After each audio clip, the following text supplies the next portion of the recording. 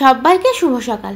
তো দেখে বুঝতেই পারছো কিসের ভিডিও, এটা শিক্ষক দিবসের ভিডিও, কিন্তু সেটা 5ই সেপ্টেম্বরের দিন হয়নি, যথারীতি অনেক দিন পরেই হয়েছে। তারও অনেক দিন পরে আজকে ভিডিওটা তোমাদের সাথে শেয়ার করছি।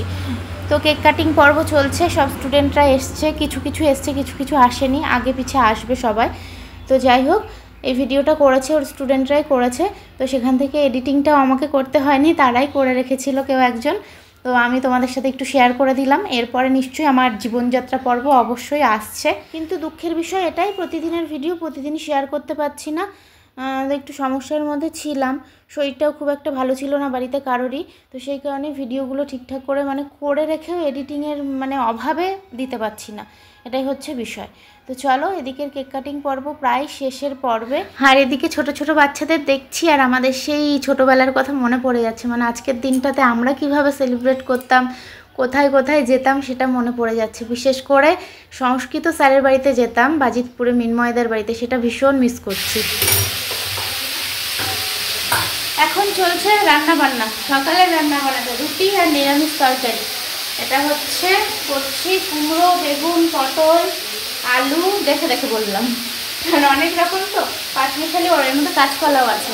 আর দিয়েছি হচ্ছে ধনের গুঁড়ো, জিরের গুঁড়ো, আর হচ্ছে পাঁচফোড়ন ফোড়ন। না রুটি হয়নি, তো হবে। বাবার খিদে পেয়ে গেছে, বলছি রুটি হয়ে গেছে। আসলে সেই রাত্রিবেলা খায় হচ্ছে সন্ধ্যা 7:30টার দিকে খায় রাতের খাবার। আমাদের সকালবেলা রুটির সাথে বেশিরভাগ নিরামিষ তরকারি হয়, আর যদি বাই চান্স ঘুগনি হয় সেদিন নিরামিষ আজ দুটো করতে হয়, কারণ জানো শ্বশুরমশাই নিরামিষ খায়, ওর জন্য আমাদের যেই পদই রান্না করতে হয় নিরামিষ আজ 2 ভাগেই করতে হয়। তখন ভাতটা বসিয়ে দিচ্ছি, ভাতটা বসিয়ে তারপরে ভাজবো হচ্ছে নিম পাতা। আহা হা হা, কি ভালো লাগে খেতে নিম পাতা ভাজা। কে কে খাবে চলে এসো, আমার তো ভীষণ ফেভারিট নিম বেগুন। কে কে খাবে জেঠি? মা আর আমি, তাই না? তুমি তো খাবা না? ও বাবা খাবে, তাই তো? বাবা বড় জনকেই বাদ দিয়ে দিয়েছি। আর এদিকে হবে মসুরির ডাল,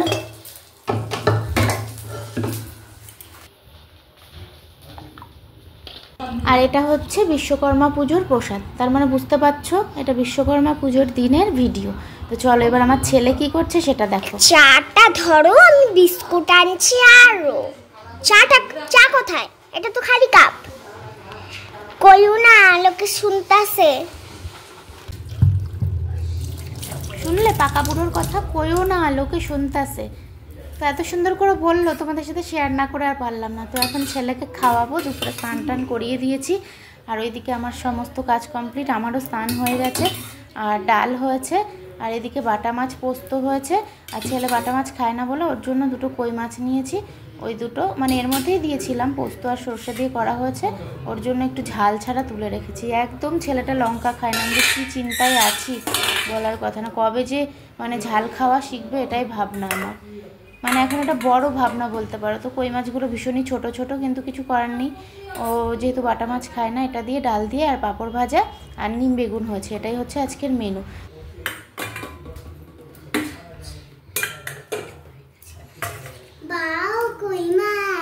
হ্যাঁ বাবা, কই মাছ।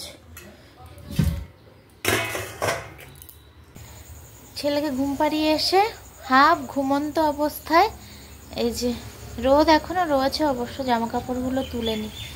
একটা সুন্দর জিনিস দেখায়, দেখো আমার এখানে চুলগুলো পেকে গেছে, দেখতে পেয়েছো?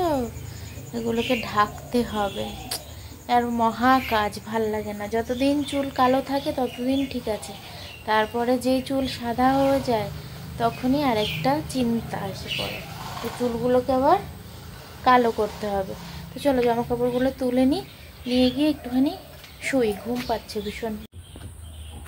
জামা কাপড় সব শুকায়নি, আবার মেলতে হবে। এটা হচ্ছে দুনো খাটনি, একবারে শুকিয়ে গেল, ভাঁজ করে নিলাম, ঠিক আছে, কিন্তু শুকালো না, আবার রেখে দিই, আবার পরের দিন আবার রোদ্দুরে দিয়ে তারপরে তোলো। এটা হচ্ছে দুনো খাটনি। আর ছেলেকে ঘুম পাড়িয়ে অর্ধেক ঘুমন্ত অবস্থায় এসে জামা কাপড় তুলতে আরও অসহ্যর ব্যাপার। তারপরে তো এখন আসলাম আবার লুকিয়ে লুকিয়ে, আস্তে আস্তে দরজার হ্যাজবোল্টটা খুললাম, না হলে বাবা যদি জেনে যায় যে বাইরে এসেছি, আবার এসে আবার জলের বোতলগুলোতে সব জল তুলতে শুরু করবে। এই যে চাদরটা কেচে দিয়েছিলাম, আর ছেলে একটু আগে তুলে নিয়ে গেছে। মা শুকিয়ে গেছে জামা কাপড়, দেখেছো? টানতে পারছি না। আর একদিন এই জামা কাপড় তুলতে গিয়ে তারটা পুরো 2 টুকরো হয়ে গেছে ছিঁড়ে। আর একটা ভালো জিনিস দেখো,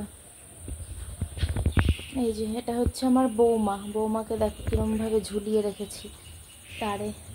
এটা রঙই থাক, এখনো জল পড়বে, দেখো এই যে জল পড়ছে এখনো ভেজা।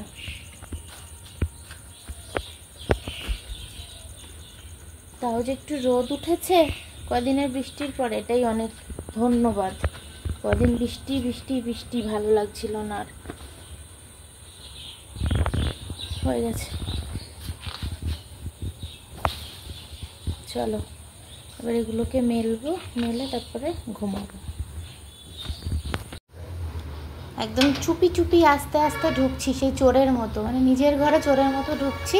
না হলে বাবা যদি বুঝতে পারে একবার দরজা খুলেছি, বলবে পিয়া বিকাল হয়ে গেছে, জল তোলো, চা করো। ওর জন্য মা বলে যখনই উঠবি একদম এরকম আস্তে আস্তে উঠবি, না হলে বাবা তো বোঝে না, বাবা তো বাচ্চার মতো হয়ে গেছে, জানোই তোমরা। তো যাই হোক, একটুখানি শুয়েছিলাম, জামা কাপড়গুলো মেলেছিলাম, তারপরে এখন চলে এসেছি রান্নাঘরে, চাউমিন করব।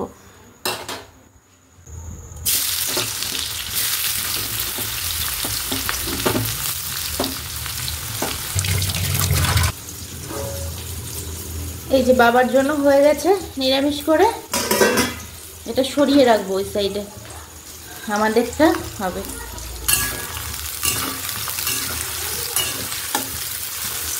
আর চাউমিনের মধ্যে দেব হচ্ছে এই সাম্বার মশলাটা, ভীষণ ভালো টেস্ট হয়।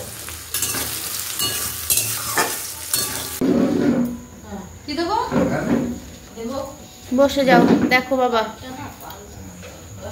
ধরো গামলা ধরে খাচ্ছ তোমরা? না, এত সুন্দর হয়েছে নিরামিষটা। ও নিরামিষটা ভালো হচ্ছে। আর বাটি বুটিটা চিন্তা করলাম না, গামলায় ধরে নিয়ে বসে পড়লাম। তোর বাবাকে দিলাম আর আমরা এখানে দুজন বসেছি। আমাদেরটা এখনো হয়নি, আমি ডিম ডিম ডিম বলছি, ডিম দুটো ছেড়ে দিয়ে গেছিলাম।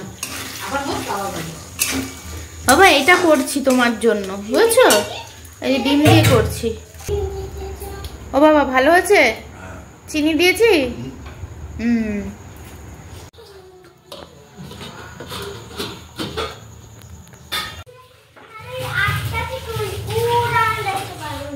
হ্যাঁ, খুব টিভি দেখার নেশা হয়েছে না। এখনই পড়াতে বসাবো, দুধটা জাল দিয়ে। ও মা, ভোল্টেজ বাড়ালে? ফোনে চার্জ নেই, দেখো চার্জে বসিয়েছি, আর বের করেছি আইসের।